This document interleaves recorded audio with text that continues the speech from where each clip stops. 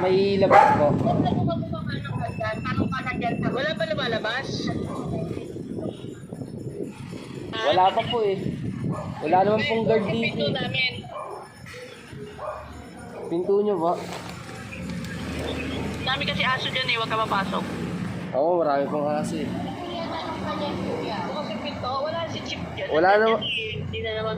Wala naman pong guard dito eh. Oo, kasi meron kaming guard dyan.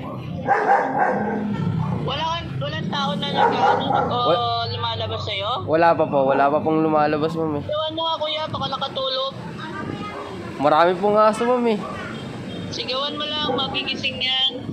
Dadagdagan na lang kita, nakakaya naman. Nandiyan kasi iniwan ko yung pera eh. Kasi lumabas ako dito sa video.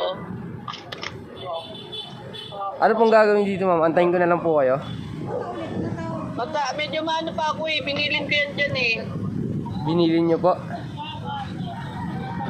Naka ko Monday ngayon eh. Ano? Ayun o. Anong oras po ba kayo babalik, ma'am? Tawagin mo nga ulit kuya.